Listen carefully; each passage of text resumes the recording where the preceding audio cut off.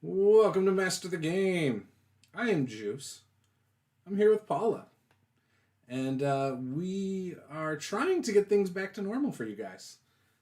It's been a crazy couple weeks. Our schedules, for a while there, it felt like we were getting like a routine down with all this. And we were doing a good job. Yeah, we were. I don't know, like the last week, everything got kind of crazy.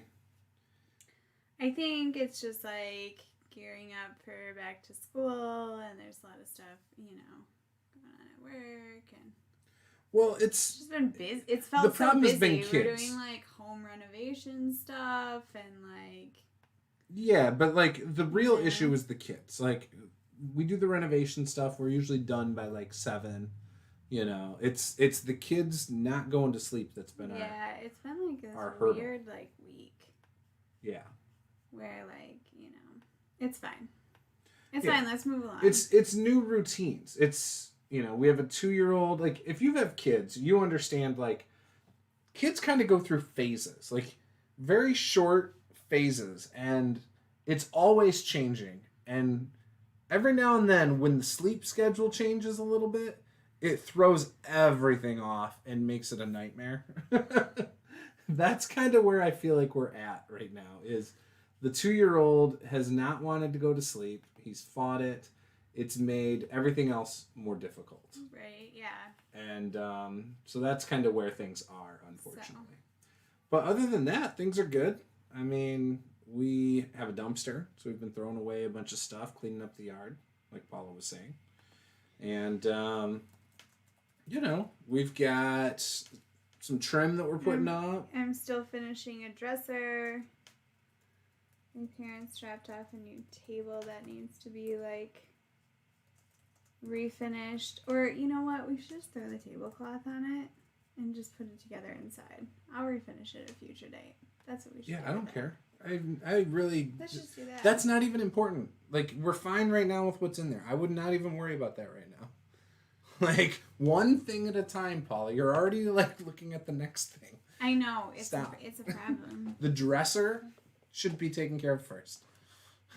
Once the dresser's done, we'll get that in the room. We'll start getting his room situated. We'll be good. We'll be all good. So don't worry about it.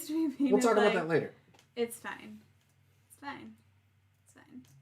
So, anyways. So we're going to try and finish this dragon. Finish the dragon. There's some new bookshelves coming for the game room, and he wants to put this dragon up at the top. Yes, like this will be one of the top things. Like looking over the top. Yes. In the middle, dead center. Roll stats. Dude, we've missed you so much. Yeah, it's true. I really do miss talking to you, buddy. Like, a lot. I just want to get back to our routine that we were in like 2 weeks ago. Like, 2 weeks ago, we were great. Yeah, I don't know what happened. I mean, you know what happened? I was like, oh, I finally got, like, I'm starting to get the routine down. Like, look, I can start working on videos again. And as soon as I started and I got one out, I was so proud of myself. And then all chaos ensued. Like, I'm not allowed to be productive. Or to feel like I'm getting some normalcy to my schedule is what's going on. It's fine. We're doing okay. Yeah, that's what you think. We're going to make it. I'm going to be making another Pathfinder character tonight. And there were some minis that showed up in the mail? Yeah, we'll talk about all that stuff later. Nope. Oh, nope. Okay. Got some product stuff that we're going to be promoting. False. I'm not going to do it on stream tonight. However, I will show off one thing. Can't even figure out how to take this apart now that it's together. So the object of the game right now is to make the bone look more like bone, because everything looks like stone. So that's the object of the game with this dragon. And then I think we'll be getting there. We'll be getting really close at that point. Yeah. What's that? These are those tokens. So yeah. I'll let you show them off quickly. Do not linger on them, but show each side quickly onto the camera. So these I'm going to be talking about briefly in an upcoming video. They're like they're condition tokens for D&D 5e. And if they do well enough, I've already talked to them about making Pathfinder ones. So hopefully we can get some Pathfinder condition tokens. Is that upside down? That it doesn't matter. But it tells you how the condition works on the back, and then it reads what it is. It's a little bit bigger than an inch, so if Paula has blinded. So if Paula has like a mini, there you go. Put that on the dead center of it, and you can read the conditions still. I did a circle one so you could see it in relation to an inch, but that one doesn't have a base on it. Oh, So I'm sorry. I'm sorry. So you can see, though, you can still read it. So, for example, what's that, blinded? Yeah. You can still read it, so that's really cool. But then on the back... These are not tactical tokens. Tactical tokens are different. It works. When Dave sends me those, I will be showing those off as well. So... but no, these are something else altogether. These are specifically a third-party D&D 5e thing for now. I'm working on them. I think they should do other games because they look really nice. They're like poker chips. They're very smooth. Kind of have like a matte feel to them. But yeah, it's just really cool. Too. Yeah, I like them a lot. I believe they're currently in a Kickstarter. So I'll post a link to that later in my Discord and all that good stuff. So, yeah, sorry, we started a little early because the kids actually slept. We were like, oh my god, we did it. Yeah, we just... We did it tonight. It felt like a real accomplishment. It's been, it's been wild. Yeah, it's been rough. But I will be creating a Pathfinder 2e character tonight. I'm going to work on... all my characters, when I'm completely done with them and get them into a PDF, I will put them all as downloadable characters over at rpgjuice.com. I'm going to be reorganizing how my download section works. I believe I already started doing that, but I'm going to have a Pathfinder 2e section, a D&D 5e section, so you click on that, and anything associated with that system will be right there.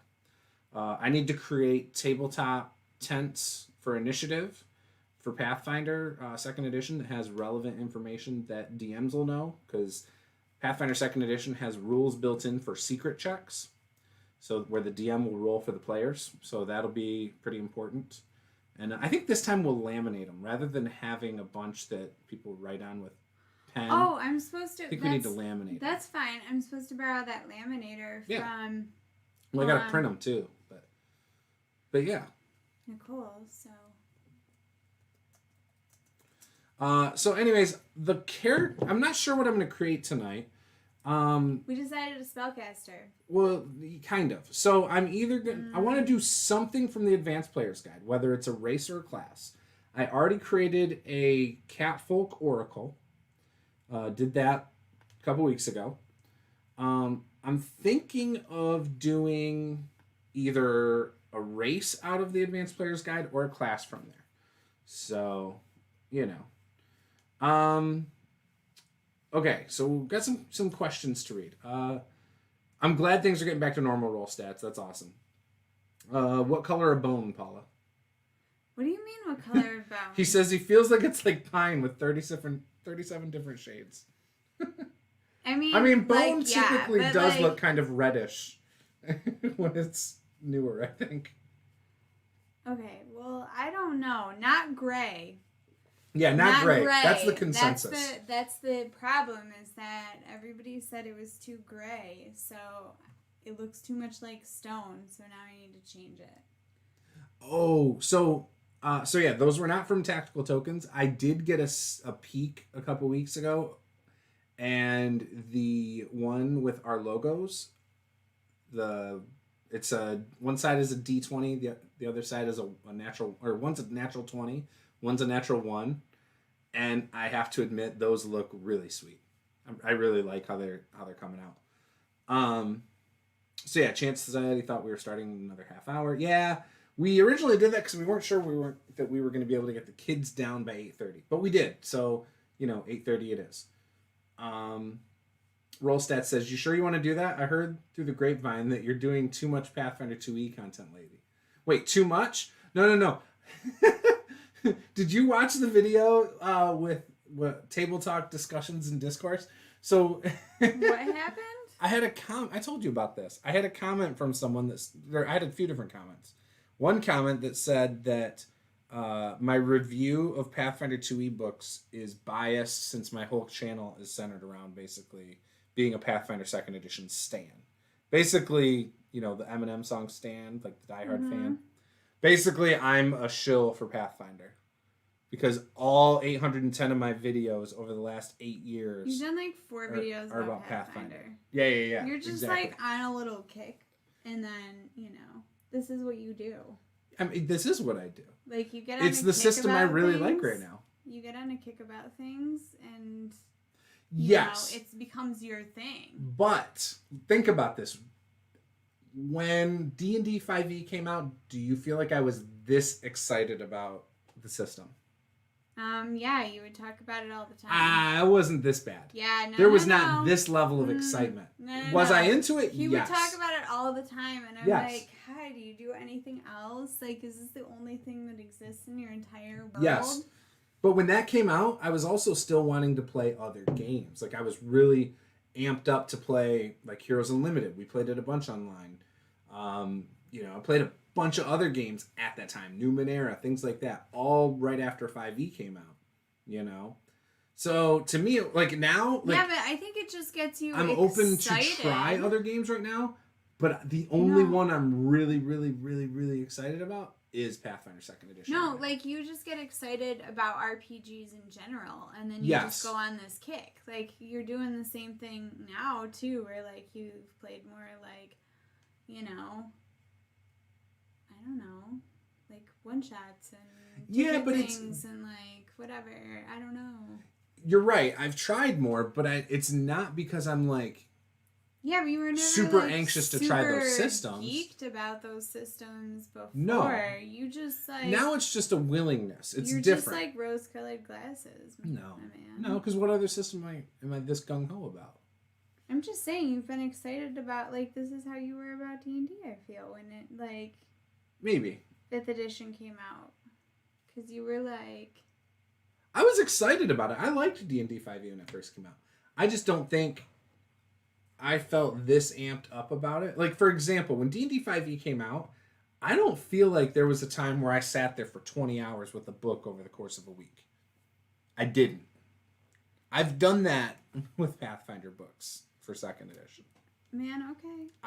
I feel like I've read this core rulebook already more than I ever read the D&D 5e rulebook. The core rulebook, Player's Handbook.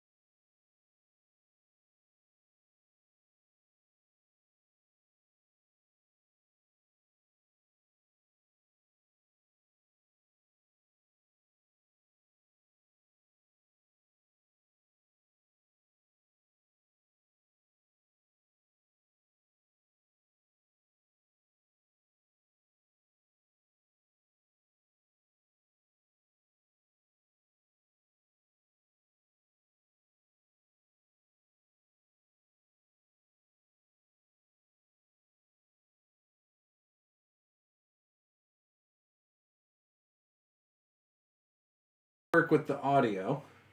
Okay. Hang on, I gotta deactivate and reactivate the camera. All right, camera fixed. Everything fixed. What a pain.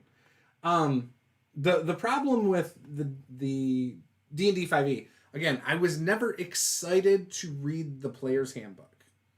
Like, I was excited to get in and start making things. Yeah, but now you read more, stuff like that. like, you read more, like, handbooks books, and I don't know. Kinda. Like, you're always usually reading skim. some sort of, That's like, true. RPG book. That's true. Like, there's always something new. I mean, usually because, like, I find stuff and buy it for you for, like, Sometimes. Christmas or whatever. I don't know. Yeah, Birthday. So again, there was not this level of excitement in my mind for 5e as I have for Pathfinder 2nd Edition. With D&D 5e, I wanted to just jump in and play and run, and I felt like that was very easy to do. Like, so the experience is different from that standpoint. You know what I mean? I did a lot of theory crafting with D&D 5e. I can't crack the theory crafting as well with Pathfinder 2nd Edition. What do you mean theory crafting? Like combinations of feats and powers, and like I feel like within a week of the player's handbook being out for D&D 5e, I knew of a lot of really powerful combinations. Well, it was very easy to do. No. There's more stuff involved in a character, right? So it's just more complicated to see those combinations. I don't think right? I don't know if it's like. I don't think that's it. I think it's the way this edition is designed, where you don't get crazy things that stack. Questplat. The PF2E handbook is like reading the Bible. It is way too much. You see, but it's not. Well, first of all, I have not read the whole thing. I have not. Agree. It's so big. It is, but most of it you don't need. I haven't even read. You only need 200 pages, just like the D&D 5e Player's Handbook if you're talking about playing the game. That's it. It's no more complicated from that regard. You know? Yeah, you get to make a couple more choices. You skipped the Questplat. No, I didn't. I saw it already, but I'll read it. But I just, again, I have not read the full core rulebook of Pathfinder because I've just reread certain parts over and over again. Okay, quest plot from Kelf 1. A village hires the party because a cockatrice has been skulking around a ruin. The party arrives and learns that the cockatrice is actually a kobold in a chicken suit and stilts. I mean, cockatrices, they're small. Like, they're not bigger than a kobold, so I don't know why it's on stilts. But okay. The kobolds tell them that a group of goblins have taken over their warren. When the players arrive at the warren, they have to face off against the goblin's secret weapon, an actual cockatrice. I think that sounds like a fun, low-level adventure. Let's do it. Don't have the time, the patience, or the interest to take a 400-level college course on the theory of crunch. That's not even what it is. So I like the design of how they did it because I feel like it's really well balanced. Like, I've only heard of a couple things that are really OP. And that's it. Other than that, like, I mean, like I said, within a week, I had probably 10 combinations of spells, I just must feats, not be class as dedicated builds, whatever. as you. You don't know. You never read a book. You never read RPG books. I don't. Ever. I just You're like Tomb of Annihilation. I don't want to read this whole thing, but I'll run it. Yeah. And then you're like, I don't know what's going on. And I'm like, well, did you read it? No. Well, no wonder you don't know what's going on. Hey now, I have read the whole portion of the book that we've gone through. I have read the first couple chapters. There's only 4 or something like that. I've read the first 2. You guys are still in chapter 2. Sure. You haven't gone very far. And so actually, no, I've started the next chapter. I'm halfway through the other chapter. It's all good. I just haven't read the whole thing before I ran it because, I don't care. You're a casual RPG person. If I mess up the story, who cares? I'll just change it. Hey, I am not capable of that. I don't know. If something gets screwed up, whatever. If everybody's in the mood to, that one night where it was everybody was probably just in the mood for a dungeon crawl. So now there's a new dungeon. I don't know. Why not? Hey, I'm fine with that. I don't care when you guys level up. It makes the players happy some nights to level up. So they're can we level up? It definitely makes me happy. And I'm BS. No, you're always no. And I'm no. That's not true. And I'm yeah, sure, let's level up. There's some treasure here. She makes it sound like every time we ask, can we level up? She's like, yep, no. She went like 3 sessions in a row of no leveling, which with this group is fine for me. Like I said, I've had a character die in it. I'm cool with it. But the other people in the group, they're on edge when they're dying. In Tomb of Annihilation? When they're dying? Yeah. So, like, leveling up is a huge accomplishment. And, like, I don't know. It's just like, okay. I don't know. The book doesn't tell me, like, not to let them level up quickly. So, I don't know. Whatever. I am more casual, though. You are. I'm a diehard. You're a casual. I don't know. It's more fun that way. That's fine. Everyone can enjoy the game the way they want. Play and let play, right? Roll stats. I love that shirt, by the way. I still have to get around and order it myself, but it's nice. It looks awesome. Oh, dude. What? I accepted a friend request from somebody today. And they, without ever saying a word to me, invited me to like their stupid ass page. Why'd you accept the friend request then? 67 people in common. Oh. And they were RPG based.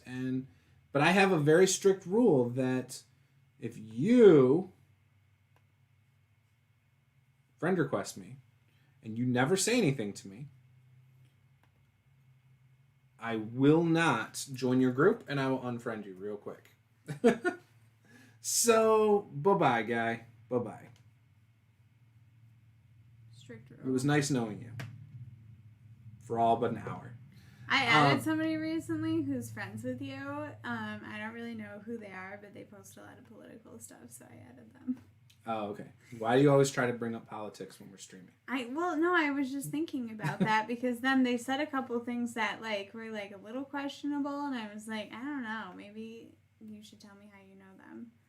So it's probably RPGs. That's the only thing I can think of. All they post is politics. Yeah, I don't know. We'll talk about it later. Okay, it's fine. We'll talk about it later. I wasn't trying to talk about politics, but...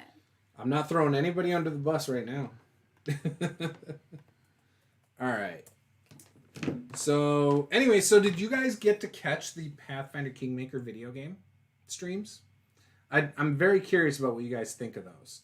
I've done 2. I did a evening one and a daytime stream of it. And the only reason I'm playing a half-orc barbarian is because Cricket told me I should play that. So yeah. I don't know. I'm really enjoying that game. I have a non-streamed game of it that I've been playing. I think I've got 9 hours into it. So yeah, I don't know. You've been super excited about it. It's awesome. It feels like I'm playing a tabletop RPG. The turn-based combat, that wins it for me. It makes combat slower. You can play it like you would Dragon Age, where you literally just go in and fight. Well, not like that. But you can do real time. But you can pause Dragon Age and stuff. Correct, but you don't have to pause this Pathfinder Kingmaker. It's set up to be turn-based. It's set up in initiative order. That's what it reminded me of, though. It was Baldur's Gate. It's like that, except Baldur's Gate doesn't give you a certain amount of movement per turn. It's not turn-based at all. Yeah, no, I know. So that's but that's the what difference. It looked like. Yeah. Missed them, sorry, but if you stream again, I should be able to catch it. So, the plan right now, although if we get the kids to bed early tomorrow, maybe we will mini paint again tomorrow since we haven't really done it. Yeah, since we skipped out. But originally my plan was to play Pathfinder Kingmaker tomorrow night. So I don't have anything else planned tomorrow. As far as streams, I don't have any RPG Talk streams set up right now. Over the next couple weeks, I haven't done any of that. So, which I'm glad because, like I said, it's been a stressful 2 weeks. And you might want to set yourself up for a little break anyway as school starts. Right. That's kind of where I'm at. So it's, yep. We will have the kids at home for school. So, right. It's just a little adjustment. We don't know what's up with that either. It's whatever. Nobody does. So we'll talk about that off stream too. Anyways. No, I'm just saying. I don't know. No, I know, but there's stuff that we can talk about that I saw today. So anyways, But no, so I kind of like that I have a little bit of openness in my schedule because I really, really, really want to do some more videos. And I'm glad I'm able to play Pathfinder Kingmaker because I get an like an actual tabletop RPG experience while playing it. I feel, all the normal stuff I look forward to that when I'm playing a tabletop RPG, like I get that vibe from it. Like it's just a lot of fun, and I like the story so far. I like a lot of it, a lot about that game. So it's nice, and it's just chill,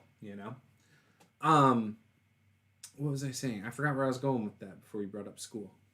That you have more time in your schedule so you can do videos. Oh, yeah. Leaving time open because of school and things like that coming up. Yeah, so the other thing, too, is I've been trying to think about... Because I love doing the RPG talk show. But I don't know who I want to bring on as guests. The most fun I typically have is with fellow creators. Like when I bring on other YouTubers, streamers, things like that. I feel like there's a lot more natural conversation.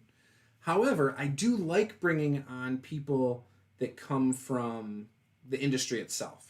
People I don't know that have created games. But sometimes with those, it's hit or miss. Like I've had fun with everybody, but some are just over the top, like awesome.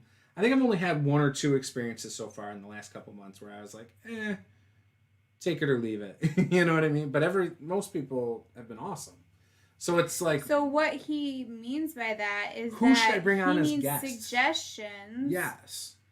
You just need people to be like, who do you guys prefer as I know guests? this cool person. Or like, I've always wanted to, Mm-hmm. I don't know. And I've held off asking certain people I'm friends with that are content creators because I don't want to just go back to back to back with like all of the content creators I know. You know what I mean? I like to mix it up a little.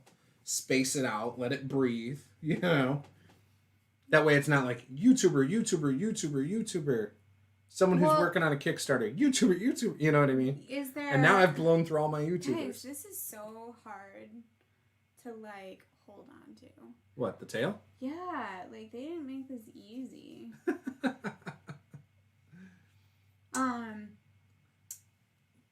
So Chance says Baldur's Gate can be turn-based. You just have to check off the option in the settings. So not on the console version. I'm playing on Xbox One. I have Baldur's Gate 1 and 2 for that. It does not it was like that do turn. Too. So it's turn-based from the standpoint of when you're engaged in combat with another guy, they go in like hit order, but it's all automated. So it's not like you choose each individual action. So the only way to kind of do that is to pause it, like you're saying, switch people, choose their spell, and cast it. That's the only way to do that, right? Whereas this, Pathfinder Kingmaker, literally has all the movement rules, has everything. Like you can, if you don't move and you attack, as your movement action, you can drink a potion still, just like in Pathfinder's rules. Like it's all just like you're playing the tabletop version.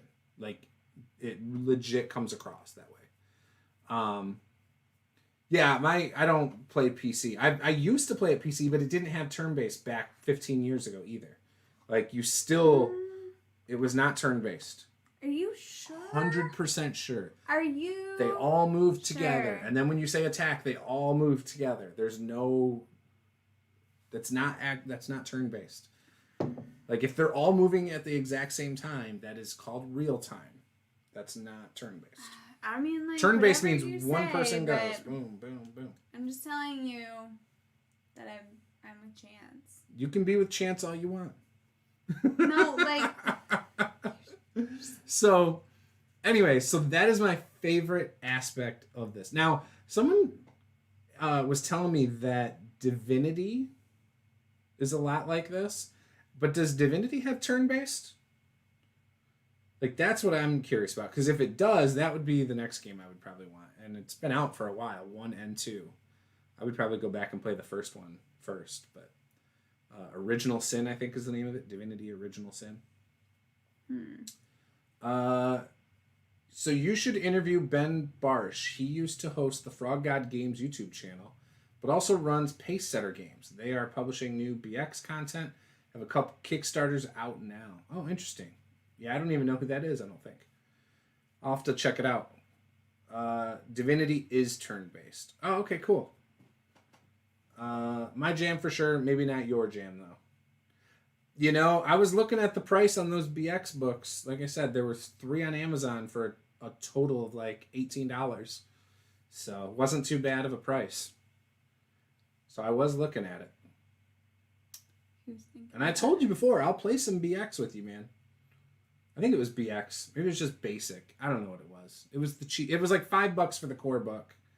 There was like an adventurer's book or something for like $3, and another one for like $7 or $8 or something. I don't know.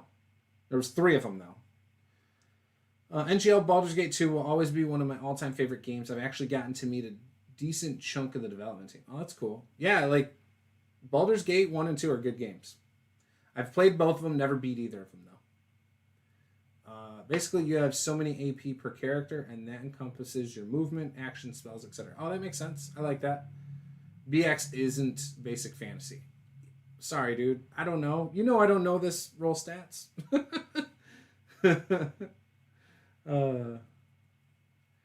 It rolls initiative, and the higher the dex, the faster you can go. Gotcha. Like, is it legit turn-based? Or is everybody, like, going all at once and it, like, chaos all over the place? BX is actual TSR D&D. Basic Fantasy is a retro clone of it. Gotcha. So, Basic Fantasy sounds like something I would definitely want to try, to be honest. BX, not as much, but I would play both. Like I said, I told you I'll play both. I'm cool with either one to play. It'd be like when we were about to play Call of Cthulhu, where I was like, yeah, I'll play it. Wasn't super excited, but I had a blast. I had a good time. And now I'm like, ooh, I'll play Call of Cthulhu again. It was a lot better experience than I thought it could be. What is this? And it made me appreciate the idea that, hey, you can play some amazing one-shots with Call of Cthulhu. You know, more story-driven from, what is it, The Keeper?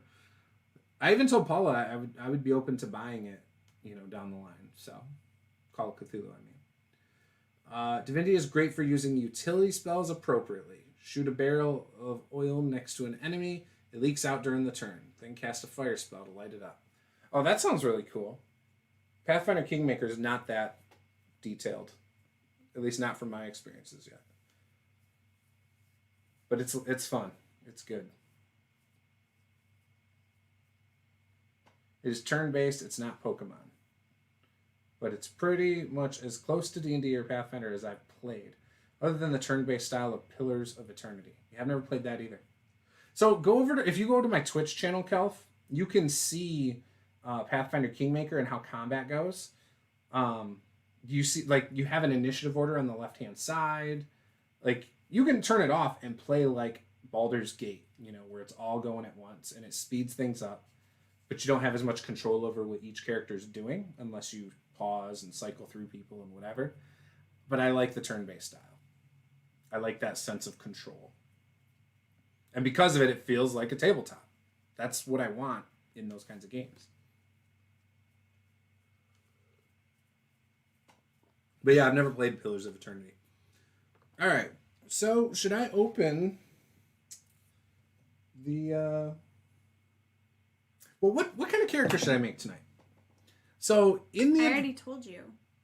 What do you want me to make? I already a spellcaster? answered the question. Yeah. Yeah, that didn't help, though. What spellcaster? I don't know. Like, you gotta give me choices. So, anything in the core rulebook. Anything in the Advanced Player's Guide. So, what I want to do is I want to take one thing from the Advanced Player's Guide, whether it's an ancestry or a class. And then make that in Pathfinder. Tell me the classes in the Advanced Player's Guide. So the Advanced Player's Guide is an investigator, which is like Sherlock Holmes. No, skip. A swashbuckler. Okay. A witch. Let's do the witch. And an oracle. Let's do the witch. Okay. So we're doing a witch. Yep. Okay. So then, I already made a catfolk, so I'm not going to do another catfolk for this. Perfect. I'm just saying. I'm just making that clear. No, I know. Yeah. Like, that doesn't work. I mean, I think it would actually flavor-wise, but, you know. So yeah, Catfolk Oracle was done. So now I could choose something out of the Advanced Player's Guide. So the ancestries in the Advanced Player's Guide are Catfolk, Ratfolk, Kobolds, Orcs. I feel like I'm missing stuff. I definitely am. Let me pull up the PDF. You guys might get a little bit of lag as I do this. I'm sorry. Leshy? Nope. That's in the Lost Omens book. Oh, because that would be fun. A Leshy Witch? No. Yeah. No way.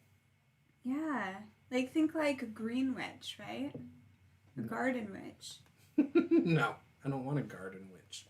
Why do I want a garden witch? Makes perfect sense. No it's way. like it's almost like a druid, you know, garden witch. Oh, okay. So a kobold witch trying to claim the soul of a dragon. Oh, that might be good. Kelv said a Kenku druid just wanting to fly. So that would be fun. I actually think a Kenku swashbuckler might be all right. That'd be fun. All right. Here we go. Catfolk, Kobold, Orc, Ratfolk, Tengu. Then there's the Versatile Heritages, which is the Changeling, Dampier, and then the Planar Scions. There's 3 of them. There's Azamar, Tiefling, and it's like Dusk Walker or something like that. Which is kind of like a ghost. Ooh. Like a ghost-like character. So anyways, tell me about that one. There's nothing to say about it. It's something you slap onto any standard. So the Versatile Heritages, we're doing that. You can slap on any ancestry. So you can be anything. Yeah, but that's a sub. Yeah, I know. Yeah, that's fine. But that's fine. I'm just letting you know that that's going to happen. That's what you're choosing. That's fine. Yeah. So then what ancestry should we choose, though? Should we go with the Kobold?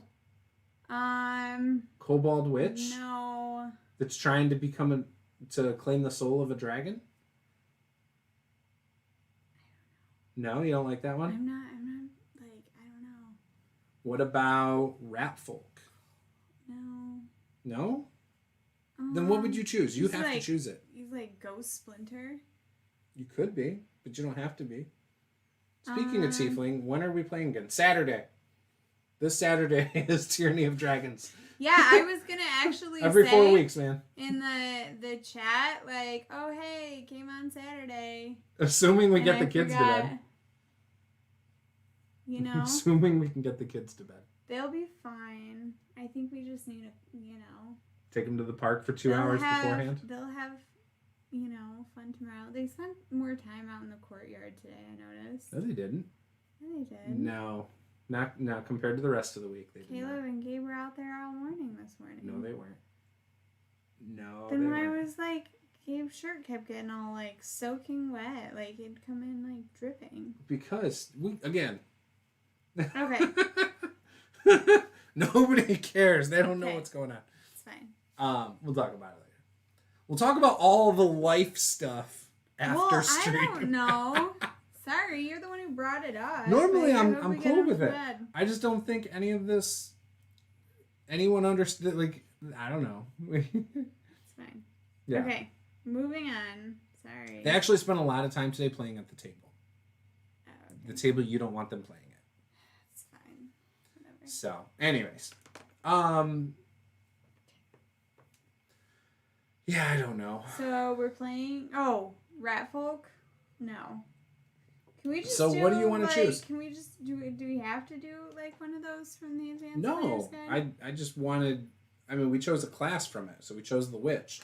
So we can choose from the core rulebook. It can be anything, but you are also choosing. You want the Dusk Walker, whatever. It's like page 30 or something. Yeah, I don't know. You don't think that's like my least cool? favorite? I don't know. Of the You said it's like a ghost. Yeah, I know. That's perfect. They have Dampier, which is like a vampire. No, the ghost is like perfect. Dusk Walker. All right. I'll quickly look it over. But yeah, Dusk Walker is what it's called. It's gonna be great. We're going with a witch, so I'm making, whatever. Melchior says, quietly slips in while nobody is looking. Well, Melchior, we've already got a reference to your pine, 37 Shades of Pine. Happy to see you, dude. It's been too long. Bargain between two powerful psychopomps, the immortal guardians and guides of souls after death. One believed that certain souls who helped preserve the cycle of life and death but had their own lives cut short deserved reincarnation, while the other felt that this would too greatly violate that same cycle. In the end, the Dusk Walkers rose from a concession between the two that allowed such rebirths to occur but limited their frequency. Only a finite number of Dusk Walkers ever exist at any one point in time.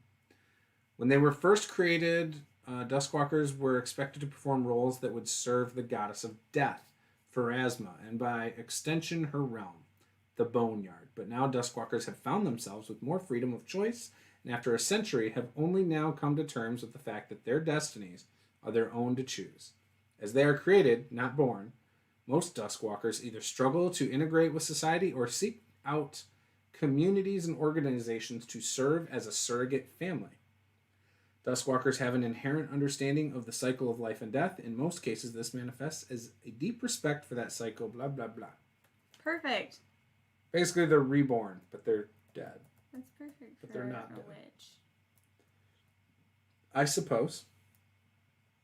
Don't you think so? Yeah, that's fine. Whatever. So you just want to be a human? Is that where you're going with this? A human Dusk Walker? I mean, no, I don't want to be, like, that boring. Okay, so how boring are you going to be? Elf? Half elf. I don't Half human, half elf. I mean, you can't be half elf, actually. It's elf, dwarf. Because half elf is also a heritage, so you can't double that up. So what you got? I don't know. What do you think? I think you should choose. This is your baby here. Oh, I guess let's just be like an elf or something. Just like a I can do it. boring. A boring elf. Well, I don't Dusk know Walker. anything about. All right. I don't know anything about elves in Boring. Pathfinder. Boring. What are you talking about? I don't even remember. What are you talking about? You know everything about elves. Remember words. Well, I know that. No, I said in Pathfinder. I don't know. You have studied it with a fine-tooth comb. Oh my gosh.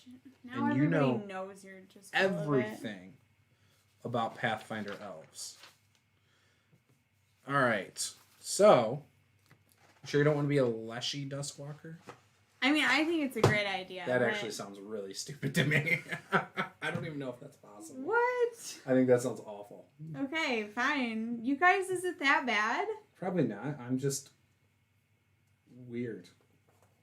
Is it that bad of a character? Probably not. Is it a weird It's probably character? all fine. It's just You know what? If nobody says anything, I'm gonna know that it's a weird character. they're all going to side with you. They're not gonna side with me. Kelf says Paula's character creation process is very much like my wife. I don't know what that means, but that's interesting. So what do you want to play? I don't know. What about a shoonie? I don't even know what a shoonie What's a is. shoonie? It's Look at you're holding out on me. How am I supposed to make appropriate decisions when you don't even give me? I don't know. I haven't read the book enough. Oh, no. Oh, he's talking about his wife. Elf Ranger? Elf Ranger. Okay. Hey, I'm going, he said to pick something out of the new book. So So I elf- picked a witch. And then he told me I could be a ghost. So like. Hang on. So yeah, I'm Elf gonna gets be a 6 ghost. HP. He and I argue about ghosts all the time. I don't believe in him. He and I argue about ghosts all the time. So Dex. So of course I'm gonna pick a ghost. Dex and Intelligence are the ability boosts. Chances that Ashuni is a dog person. You didn't even know. What book is that in? I don't Chance see knows that in the any things. book. Chance, did you know that isn't Chance in that game? What? What game? The game on Saturday. Yeah. Yeah. Tyranny of Dragons. Did you know we were playing? Tengu. See, the Tengu would be kind of cool for the witch. I agree. We could do that. No. It's okay. Dex. We could do that. It's too late. I'm already starting to write. Intelligence, and then a free ability boost. What do we think? Charisma? Charisma. Shut your mouth. I don't say things weird. Charisma.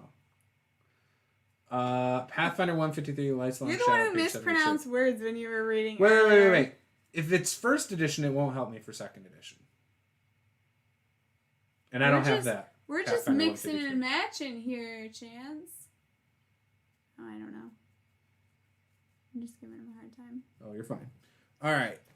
So, I don't know what I'm going to do the free ability boost in. Constitution is a minus. Well, what do witches...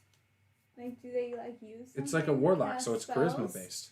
Okay, so then, right? yeah, put it in charisma. I don't know, man. I'm just asking you.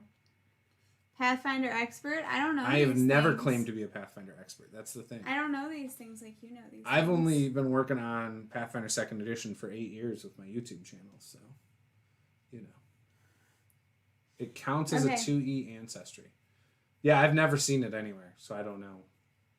Okay, so... I don't have that Pathfinder 153. So then you're going to put the boost in charisma. I don't know what you're talking about Constitution over there. Because it's the flaw, so it's a negative. So, I don't care. Saying. We're not doing Constitution. Common. Ain't nobody got time for that. What'd you put it in? Charisma.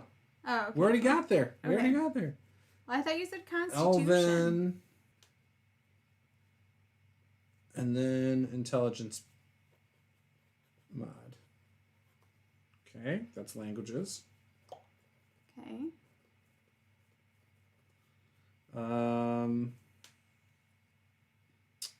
Low light vision. Ooh, look at us. Being fancy. Why is that fancy? I don't know. I was just like... I was just filling the empty space. Whatever. Pathfinder 153 belongs to 2E. Yeah, I don't know what Pathfinder 153 is, man. I have no idea what you're talking about. Called? I guess. I don't know. I know nothing about it. Nothing about it. Does he mean just page 153? All right, so then number 153. It's not page number. I don't know. Are you It's sure? not in the core book. It's not in the Lost Omens character guide. It's not in the advanced player's guide. So, I don't know. That's all I have to go based off of. That's it. Okay. All right. So, Dusk Walker. Thanks to an ancient bargain, your soul has been reborn. As a Dusk Walker, a planar scion with a connection to Psychopomps in the Boneyard, you gain the Dusk Walker trait in addition to the traits from your ancestry. You also gain low light vision, which we already have. Or you gain dark vision if your ancestry already had. Ooh, okay, so we have dark vision. Oh, that's cool. So that's better. Okay. If your ancestor already has low light vision, neither your body nor your spirit can ever become undead. You can choose from Dusk Walker feats and feats from your ancestry whenever you gain an ancestry feat. All right, so the first level Dusk Walker feats are Dusk Walker Lore. Okay, does this look more bone? I can't tell. I mean, it looks reddish gray to me. I don't. What's it look like to you? What's it look like to you? I don't know. Does it look reddish gray? What does it look like to you? Why are you mad at me? You asked my opinion. I gave it. Okay. Yeah, I don't know what Pathfinder number 153 is at all. So I'm just going to look it up. Because now you have me very confused as to what that is. Oh, Adventure Path. Gotcha. Extinction Curse. Well, that makes a lot more sense. I wouldn't have called it 153. I would have said Extinction Curse, 3 of 6. Gotcha. Wow, so that means they have 160 adventure paths? I mean, obviously they're broken up into 6 sections, but that's a lot.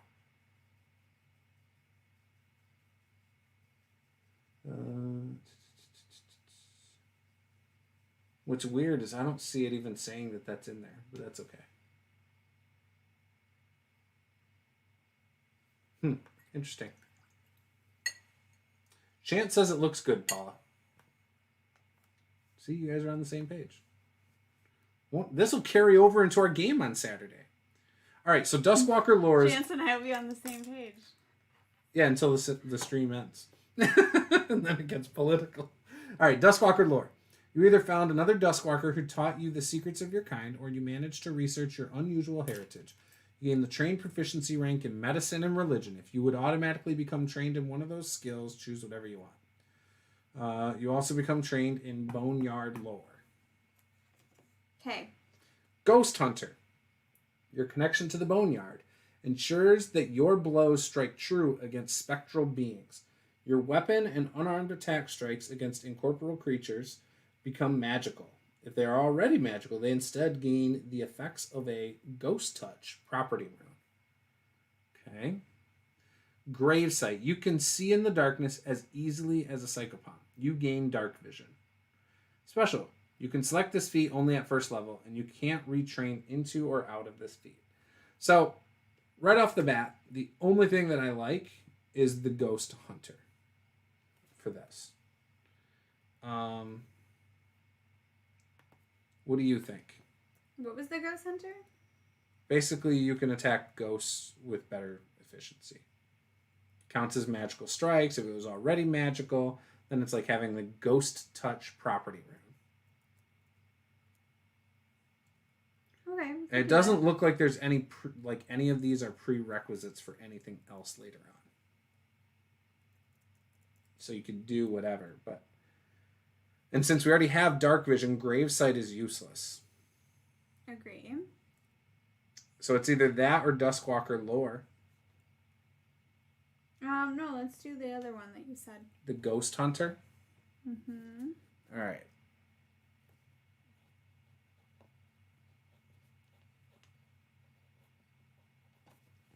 And then what it does is your melee strikes. I say that because unarmed or weapon attacks will count as magical.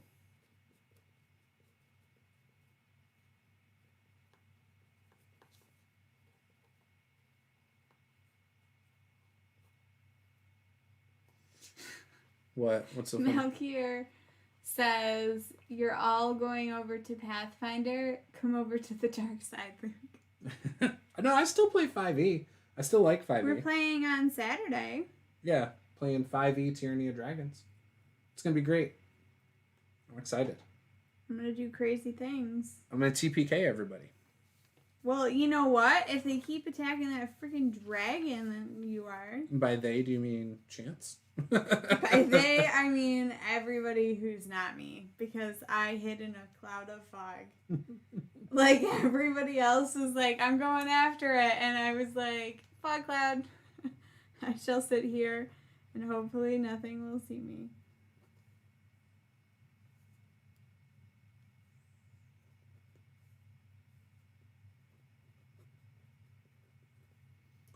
All right. And then if already magical,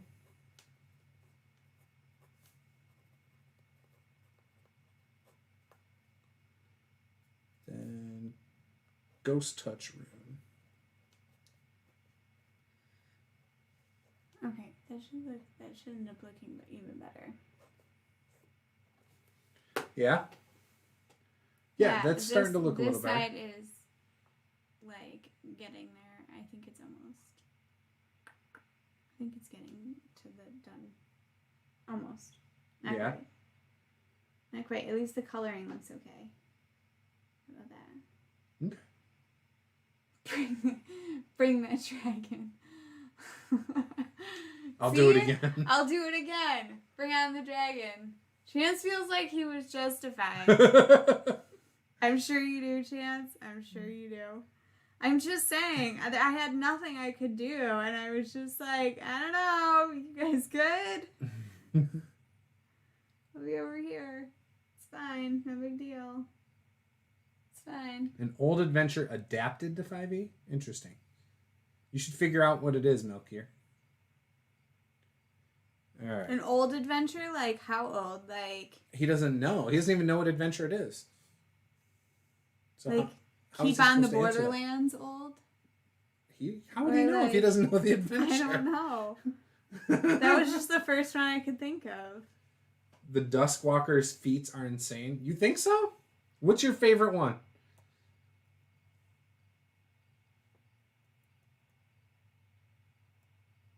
Well, I mean, Life Sense is good at 5th level.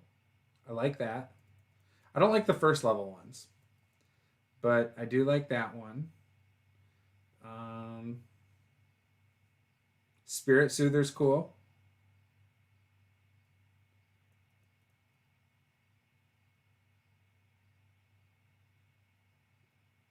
Ward Against Corruption's good. I mean, you know, but it's just a situational +1.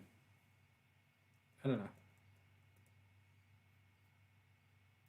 It's hard for me. Oh, Melchior says, I expect that experienced players will recognize the module and ends up being a quest to find a magic glove, which has to be used to destroy an opposing magic glove. Yeah, nope, doesn't mean anything to me. The bad glove is the guardian, and the good glove is the sentinel. I don't know. Yeah, I have no idea. I have not played a lot of modules in my time. Yeah, I haven't played a ton of old ones. I mean, well, I've read through a lot of, like... spent a lot of time reading 2nd edition modules.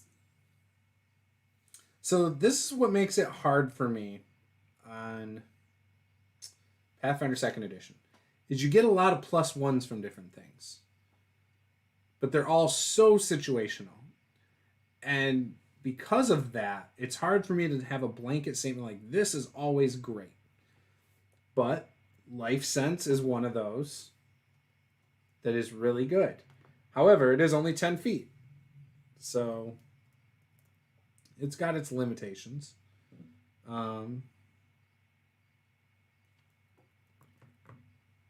Yeah, I don't know. Like, they're good, but I don't feel like anything's too OP. That's how I feel with almost everything in this game. It's like, yeah, you can get these cool situational things that add a lot of flavor to your character. But because it's so situational, it's not, for the most part, game-breaking. Like, if you're going into a campaign, you know what the campaign is, you can tailor things towards that campaign to give yourself the situational things that are perfect for that campaign, right? But, like, I mean, this is like necromancer stuff, and if you're running a campaign that doesn't have anything like that and doesn't have any, you know, ghosts in it, I mean, you're kind of taking away a lot of the effectiveness from the Dusk Walker, right? So it to me, it's not OP at all. I don't know. That's just my thoughts. And I feel like it's across the board with almost everything in Pathfinder 2nd edition. Like, everything's so situational that you can optimize the hell out of your character, but if it's not for the situation of the campaign, that comes up a lot in the campaign, then it's really not that strong of a character, you know? I don't 100% understand why Paizo went so heavy with the +1s. You'd think proficiency would be a better move. I think it's easier for balance. That's why. And the numbers, because of the way the proficiency works, now you're talking about a minimum of what, +4, I think, on the top of the sheet? On the character sheet? +4 and 8, or +2, 4 and 8, or something like that. See, it's been so long since I've even had to think about it, because it's been so crazy for the last 2 weeks. Yeah, +2. So you give someone trained, it's +2, expert +4, master +6, legendary +8. I don't know. I think the +1 is more controllable, and it stacks on top of the proficiency. So, you know, but situational doesn't stack with another situational. Like circumstance bonuses don't stack. So if you get a +1 from, circumstance bonus from this, you don't get another +1 circumstance bonus from this on top of it. Again, it's a balance thing. That's why they did that. It's just easier. Yeah, I think the flavor of it's really cool. I agree with you. My concern with the +1s is they don't really scale. You're right, they don't scale, but it's what is going to make you one number higher than something else. It's removing the power creep. Because one of the biggest criticisms of first edition was that it was too easy to get such high numbers. That's what they were trying to avoid. They didn't want one player who knows all the rules to be able to get like a +10, whereas somebody else is at like a +6, and just because they haven't gamed the game, So that's all. Yeah, but isn't that what people hated about like 4th edition D&D? Is that it was just so balanced? There's more to it than that. There's a lot of issues with 4th edition, but people like certain things from 4th edition. 5th edition has elements of 4th edition in it. Like what? Certain abilities, certain control things. The fact that everybody can do like overlap a little bit with what they can do. Oh, okay. Like there's a lot of things. I've never played 4th edition. I don't know the details. But we've talked about this with people, or I have at least, and that's what they've said. The biggest gripes I heard about 4th edition is that it felt like you were playing World of Warcraft on a tabletop. So rather than sitting at a table feeling like you're playing a tabletop RPG, you feel like you're playing an MMO. Because why? Just the basic stuff. Who's got the DPS? You have to fill roles. And then, the way the monsters are, you're talking about combat being 3 hours long with the same boss. Because of all the hit points and all the different abilities that negate and do different things.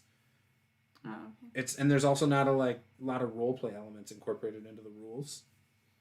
That's just up to players to add on to the rules, basically, from what I've heard.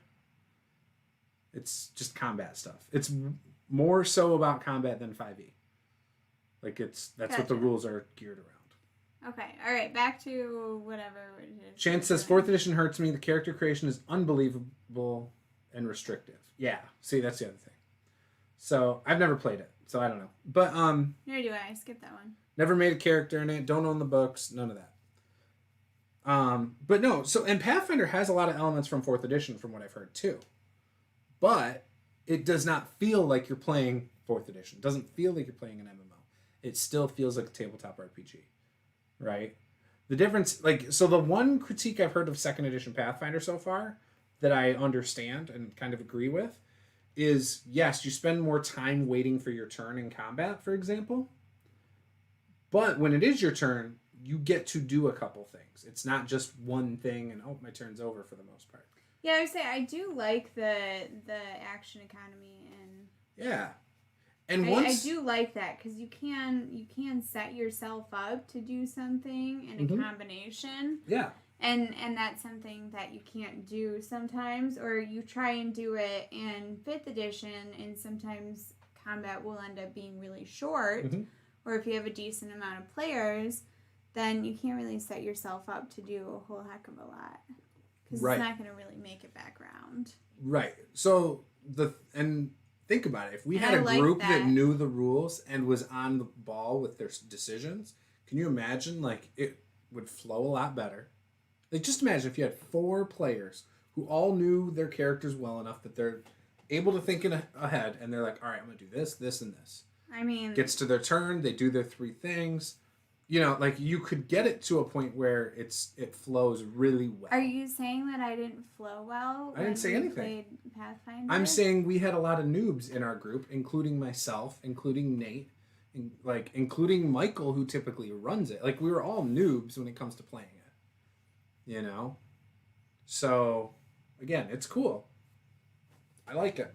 I like 5e still. I'm excited to play 5e. But, All right. So, I like the Dusk Walker choice here. So, what if for a background, we give him that one that's amnesia? I like that. That's a good idea. Let's do that. It's one of the new rare ones, amnesiac. 3 ability boosts. You choose 2, and the GM chooses the third. So in other words, I get to choose all 3. And I'll go Charisma. I'll go Con to cancel the negative out, and I'll go Dex. Background Amnesiac.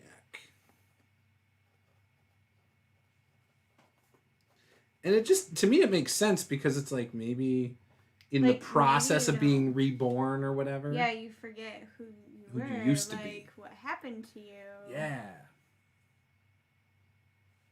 Milkier says, my group is in the middle of assaulting the fortress of the Big Bad at the moment. Next section is later today, my time. Oh, that's cool. So, Amnesiac doesn't give you anything else, does it? I don't know. Well, typically you get some kind of feat.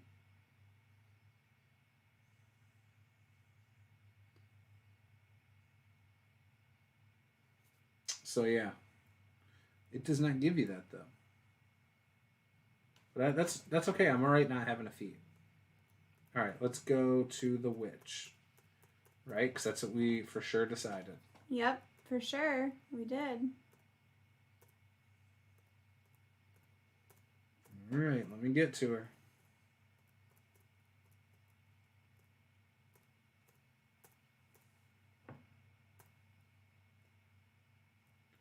All right. Initial proficiencies.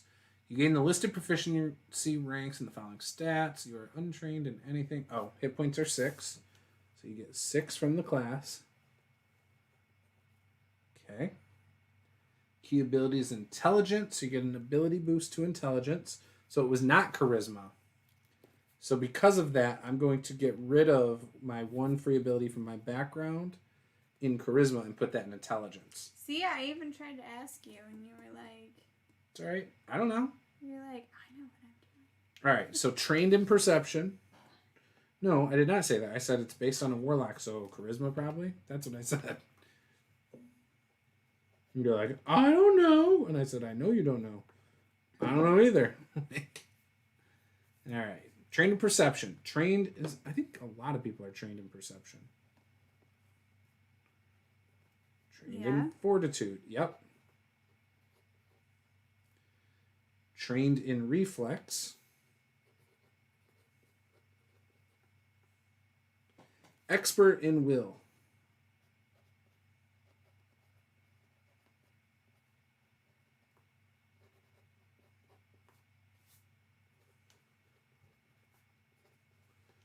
All right. Chance says, I just realized you made a Shadar Kai. I don't even know what a Shadar Kai is. Well, you're in front of a computer. Yes, I am. Use your Google skills. Melchior says, my wizard guy just got a level up last session, so I finally get a couple of 3rd level spells. But because I'm anticipating learning some spells from scrolls, I didn't take Fireball. Oh no, you're never going to get Fireball. An elf subrace serving the Raven Queen, trapped between life and death. Oh, yeah, that sounds about right. Basically. Yeah. Mm-hmm. I took Major Image and Fear as my 3rd level spells. I hope they'll be useful. Those definitely can be useful. Fear is usually, I find, a really useful spell. Like, it's generic, right? You can do it with a lot of different things. So I get a Patron Skill. Okay. I don't know what that is. It's going to be based on the patron. And trained in a number of additional skills equal to 3 plus intelligence. So 3 skills plus intelligence. Okay. Okay. Oh, I get the 4 additional bonuses. So let's see. We'll go Dex, Intelligence, Wisdom, and Con. There we go. Okay. Trained in simple weapons and unarmed strikes.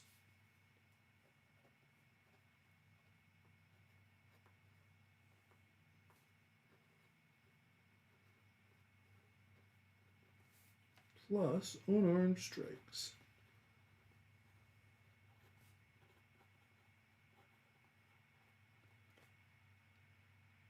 I took... Oh, yeah, he already said that. Did Roll Stats bail on us? Where you at, buddy?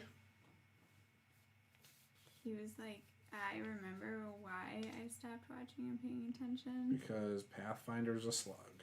That's what he was thinking. Because you guys are so boring. Don't say that. Roll Stats doesn't think we're boring, does he? Tell me that's not true. Untrained in all armor. You would be Ooh. heartbroken. I would. Ooh, we're untrained in all armor. Yep, no armor for the witch. We don't need it. We're ghosts. Trained in unarmored defense, though. Oh, look at that. What's that based off of? Everything is trained in unarmored defense. Oh, he's still here. See, Oh, okay. he doesn't think we're boring. He's so relieved now. How do you calculate unarmored defense? Is there like a calculation 10. for that, or it's just like Yeah, it's like get 10 it? plus proficiency plus armor mod or something. Or item bonus or whatever. We don't have an item bonus. Well, no, you don't wear armor. So, no. You wouldn't have a Oh, item there bonus. isn't like a different calculation for unarmored defense? No, it's the same thing. Okay, well, like, I don't know. I'm just asking. But a you can, there's some question. things you can wear that give, like, so, like, you can wear clothes that don't give you an item bonus, but then you can apply armor runes to it, and then that adds to your armor class then. Gotcha. But it's like a specific thing. Melchior, Chance says, at Melchior Wiseman, sounds hot, fears a good move. Major image is OP if you get to 6th level spell slots. Roll Stats says, I don't have much input on Pathfinder 2nd Edition. I mean, it's cool, just don't know much about it. Neither do I. Neither do I. Chance says, you can literally command an army of illusions 24/7. Ooh, there you go. There you go. All right. Trained in unarmored defense. Spells. Trained in spell attack rolls of your spellcasting tradition determined by your first lesson. Are we going to play a Call of Cthulhu game? Were we? I thought we were going to. I mean, I don't have No? anything on the calendar for it. I think we had talked about it a while ago. Originally, we were going to play with Roll Stats. Remember, he was going to run it, and then he had gotten too busy. So then Sean Connors volunteered to do it, so we played with him. That was how that happened. Because he was actually going to run Pathfinder 2nd Edition for us originally, too. Remember? And then that switched. Gotcha. For the same remember what's reason. going on. Sorry. Yep, so then we reached out to Jared, and he decided to run it, and that's why we have that going. All right. Okay.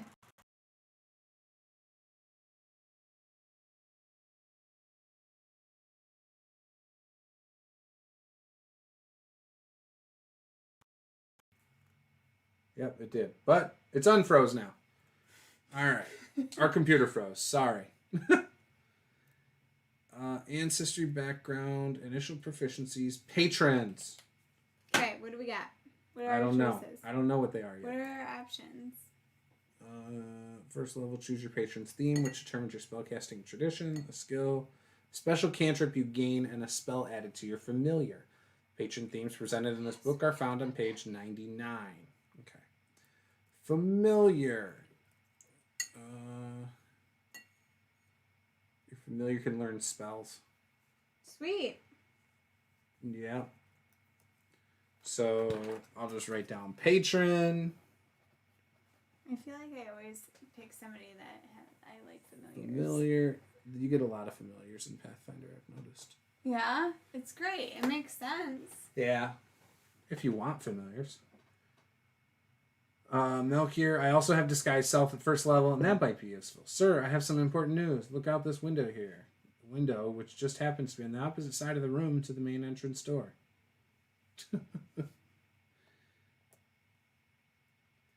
And then, which spellcasting?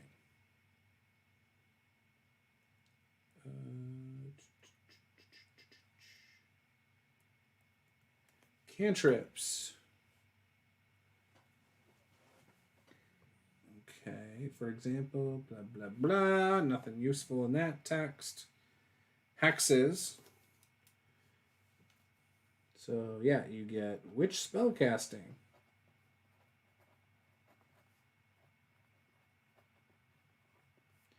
Cantrips. Hexes.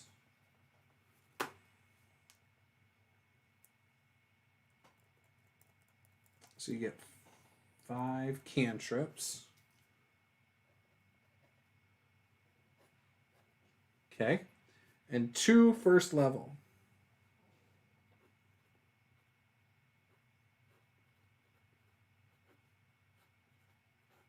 Okay. Spells per day, at least. Okay. Hex cantrips are special hexes that don't cost focus points. Okay, cool. That sounds fun. I like that. Yeah, sounds fine to me. You don't get any feats, though, until 2nd level. So there's no first level feat. All right, Patron Themes. Here we go. There's Curse, Fate, Fervor, Night, Rune, Wild, and Winter. Okay, what's Curse? Foiling foes and undermining those who stand in your way are the tools of the Curse patrons. Your skill, your patron skill, is Occultism. Spell list is from the Occult list. Your Hex cantrip is Evil Eye, and your granted spell is Ray of Enfeeblement. Oh, that sounds great. All right, we'll do this one. Oh, you don't even want to read the other ones? No, I'm cool with it. Curse themed. And I mean, I guess that, we have amnesia. We're cursed. I mean, this is going well. You think so? Yeah, like it all makes sense. Ray Sounds like,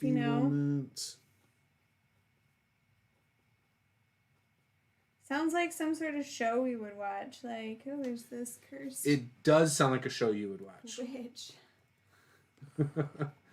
Occultism skill.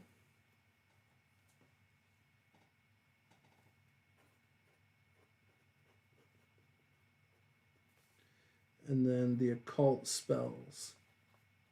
Perfect.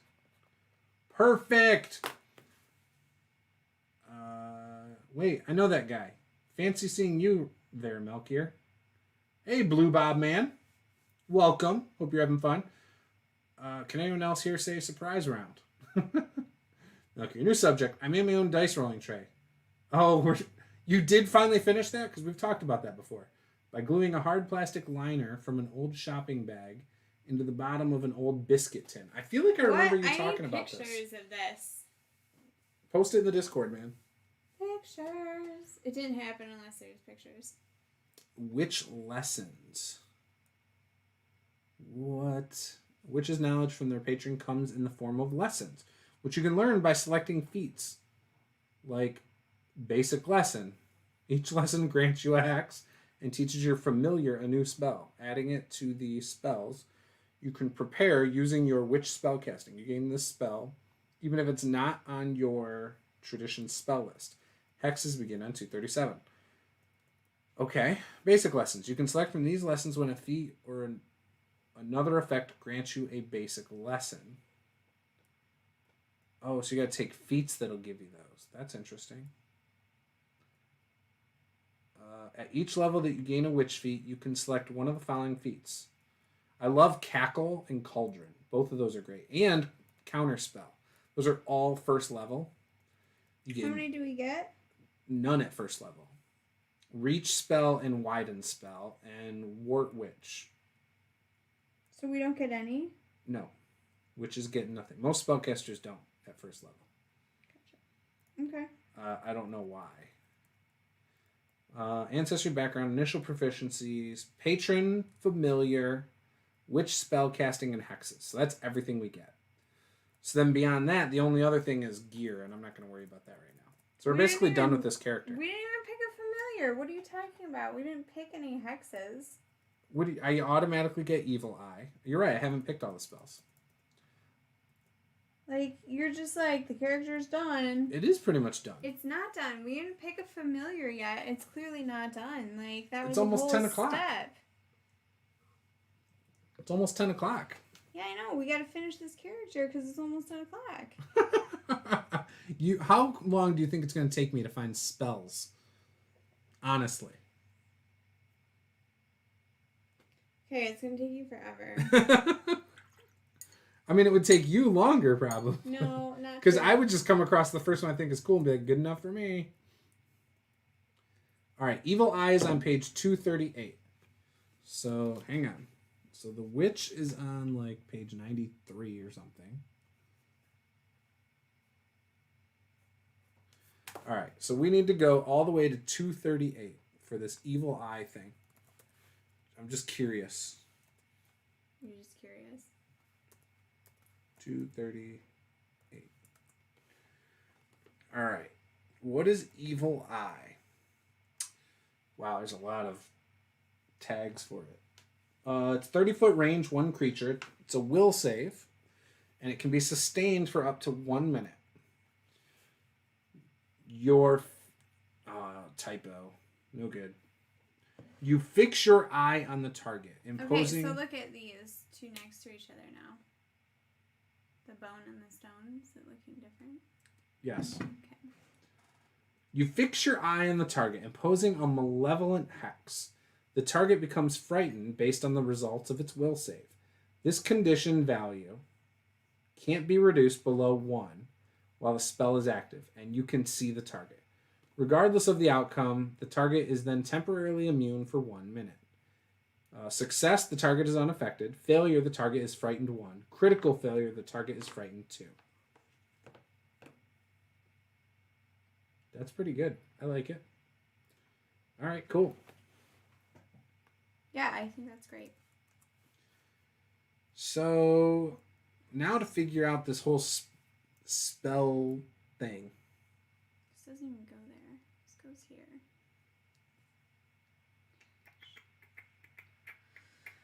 Not that easy to put together. It is easy to put together. I have not had any trouble putting that together. You realize you're putting the front, like, that's backwards. That's its tail. Right? Isn't that the tail side? Or no, the other side's the tail side. You're right. My bad. Yeah. My bad. This goes here. Wait. Oh, yeah, that is the tail side. So you did have it backwards. This is not the right foot. I didn't think it was the right foot. I thought it was this foot. Right. So it should face forward. It should not point towards the tail. So it's like keyed. This. Yeah, it's also keyed. So how you... Yeah. So it only fits into the hole one way. I mean, that's what you say. No, it does. It is keyed. And they're all unique, so only one leg can fit in that hole. Nope. Why are you unable to do this? It is not hard. It's so hard, you guys. This is why Paula doesn't usually do the furniture. Like, femur fell off. Whatever this is. It's like a hip bone. Okay.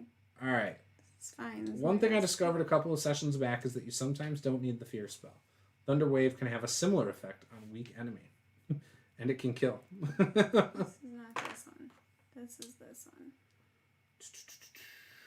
Blah, blah, blah, blah. This is not this one. First level witch. Your cantrips are first level spells. Yeah, that's great. Does not tell me how many I get. So, witch spell casting. Using your familiar as a conduit, your patron provides you with the power to cast spells. You can cast spells using the cast a spell activity, and you can supply material. First level, you can prepare up to 2 first level spells and 5 cantrips each morning from the spells your familiar knows. Prepared spells remain available to you until you cast them or until you prepare your spells again. The number of spells you can prepare is called your spell slots.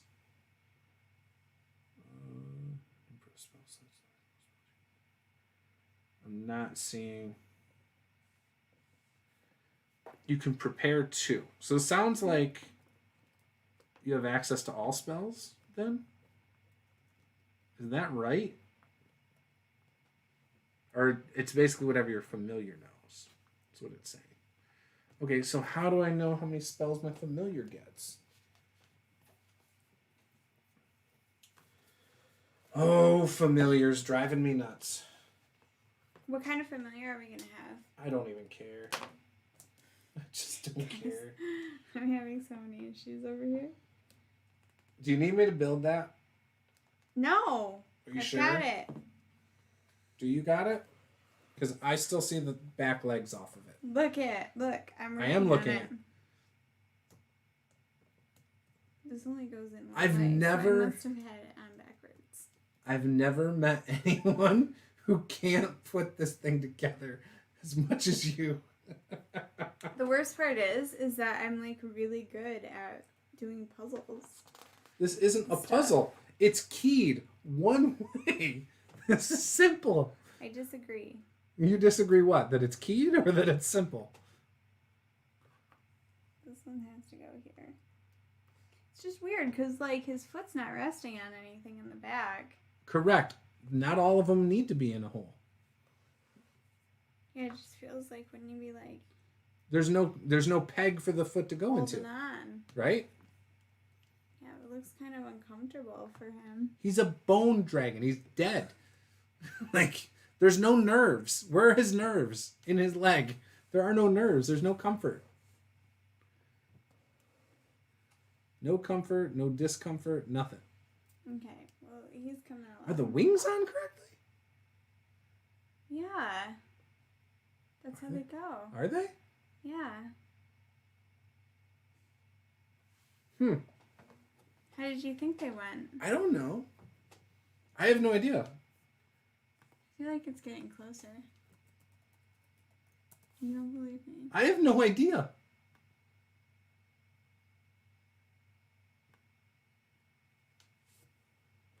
Yeah. Dangling back leg. We're good there. Boom. You can't really tell from that one.